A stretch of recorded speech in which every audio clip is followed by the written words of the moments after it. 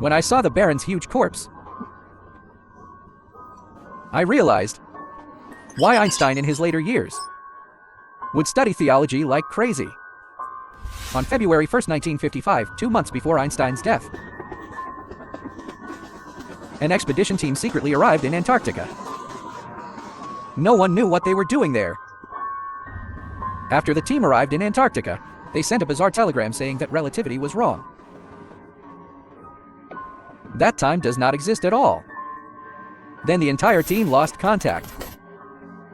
When the rescue team arrived at the camp, there was no one there. Only a diary full of strange content. It was proven to belong to one of the expedition members. Here is the entire content of the diary. You, sitting in front of the screen. It's time to know the truth behind all this. On January 25, 1955, today, several civilians who went to the Antarctic for expeditions reported. In the Antarctic hinterland, they found the body of a large creature. I don't know why the government sent a 10-person expedition team. In Antarctica, oxygen can run low. In Antarctica, it's easy to lack oxygen. And hallucinations are common. According to the grapevine, it was said to be the suggestion of that great scientist.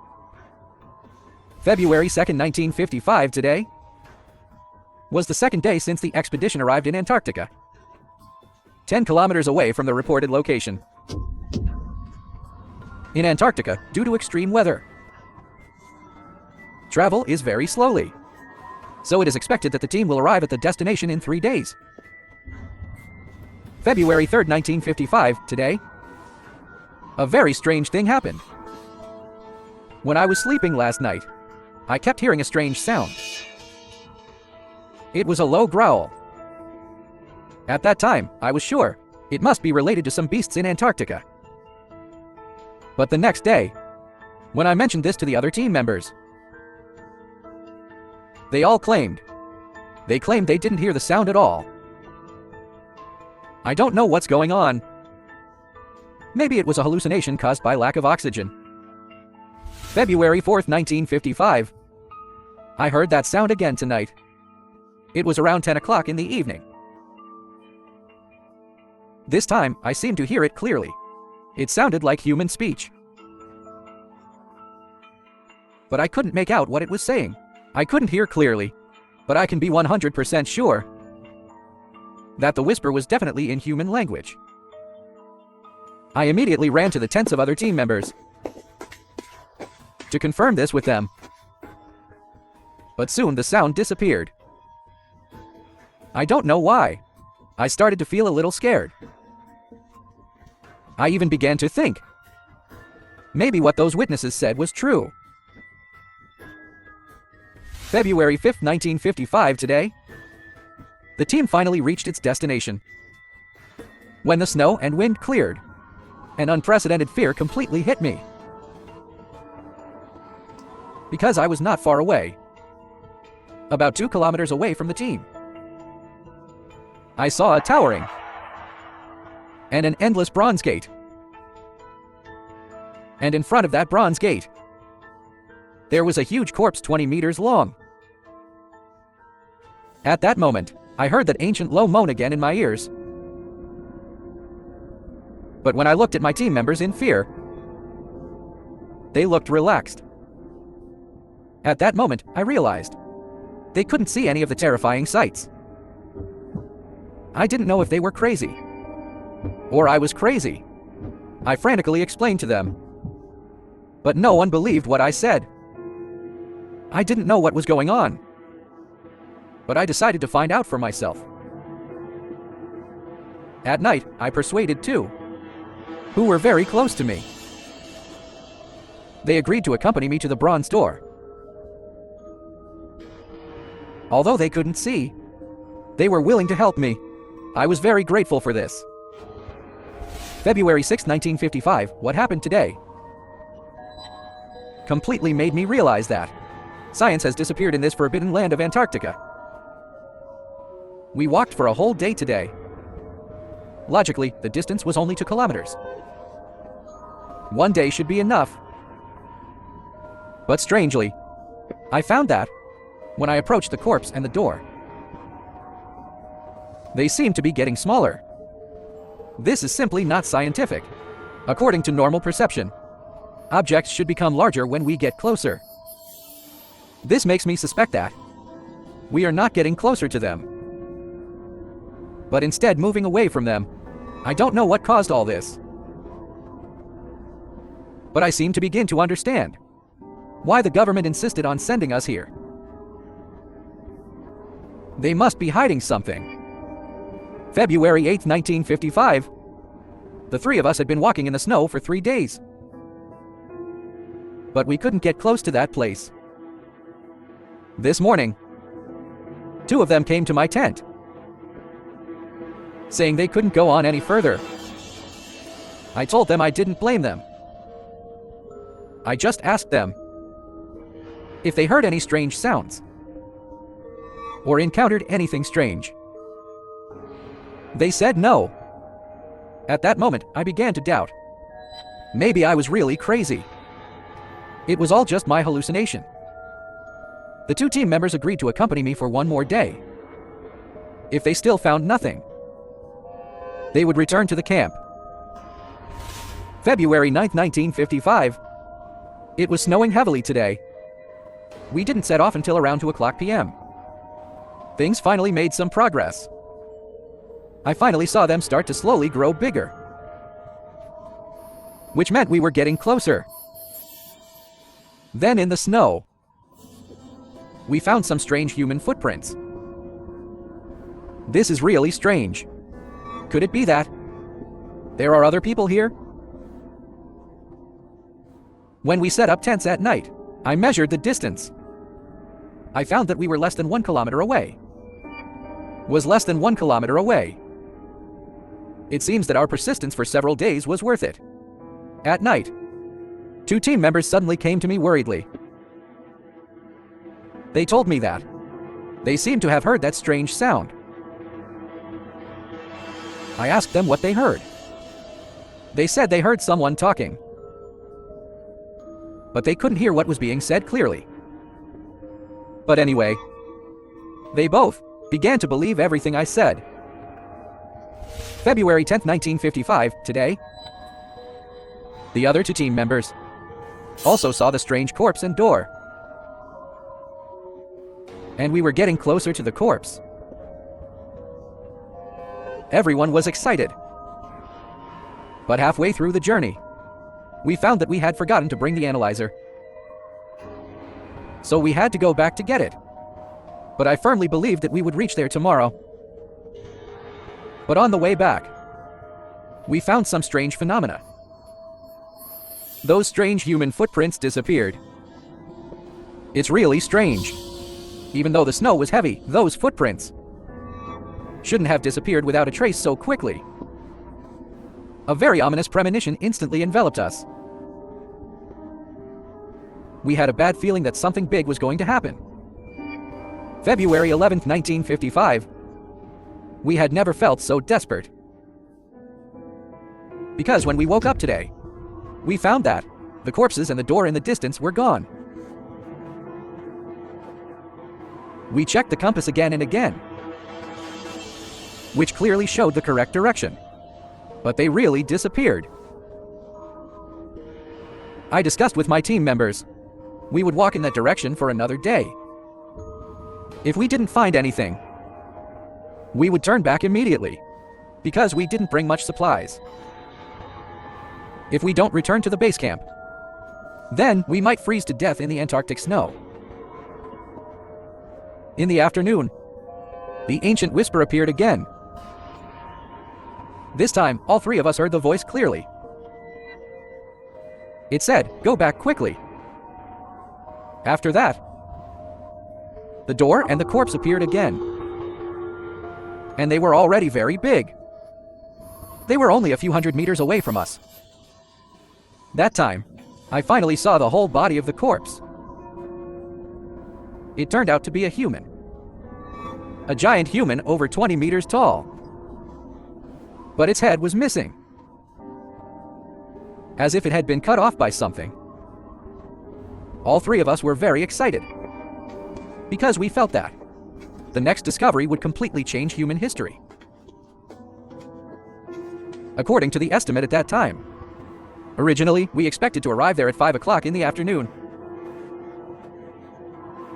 But at 4 o'clock in the afternoon, two strange things happened.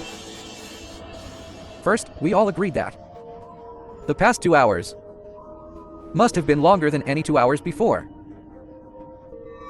The original concept of time seemed to no longer apply in this space.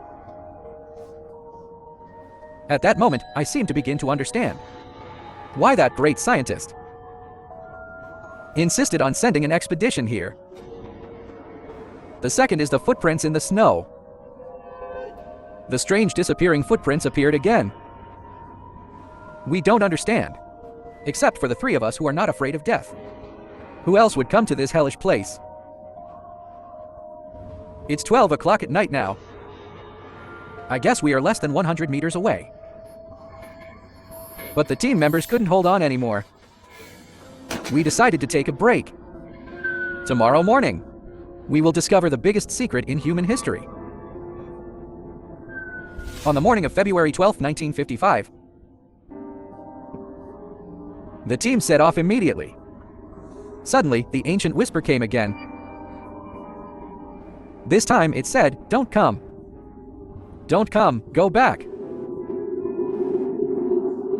But after so many days of hard work, we were definitely not going back empty-handed. It was snowing heavily, and visibility was low. We could only rely on the compass to move forward. However, after walking for about an hour, something terrifying happened. I found that we had returned to the tent where we left the analyzer before. None of this could be explained. We had been walking for almost 3 days. How could it be that it only took an hour to where we were 3 days ago? At that moment, we suddenly realized that it wasn't just time that might, but even space in this area may have been distorted. At that moment, we finally realized we might never be able to reach that door, and we were likely to freeze to death. In this damn place, I wanted to discuss with my team members how to go back. But when I looked around, more bizarre things followed. I found that my teammates who were originally by my side had disappeared. But I really don't understand when they left me, or when I left them. In my backpack, now only have 3 days' food and water left. Now, I don't want to explore the so-called truth anymore. I just want to live well. February 13, 1955. This afternoon, on my way back, I accidentally lost this diary. But I quickly found it when I went back. However, I'm not sure if it's my original diary, because some of the records are roughly the same. But in terms of grammar or writing style, there seem to be some subtle differences. I must be crazy. In this hellish place, how could there be a diary with the handwriting and content exactly the same as mine? At that moment, I began to feel my brain gradually become confused. Whispering in my ears became increasingly obvious. The original warnings turned into threats. When I regained consciousness, I saw the corpse was standing right in front of me. I can't describe how I felt at that time. Fear. Despair. I approached the thing as fast as I could, and quickly cut off some tissue samples. And guess what I found? It turned out to be a human tissue. It had the same composition as humans today. It was really a human being. But how could a normal human grow so tall? And how could it be alive without a head? I finally can be sure.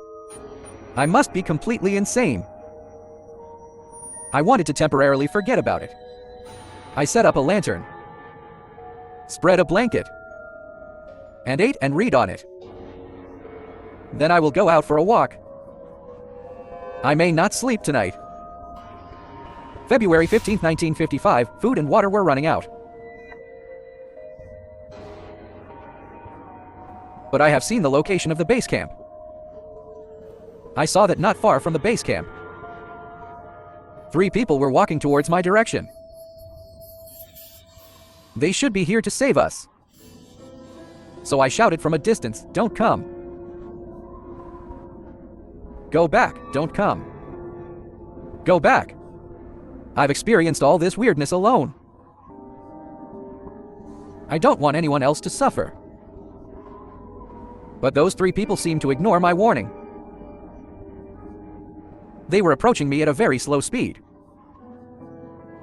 This is really strange. They should have seen me by now.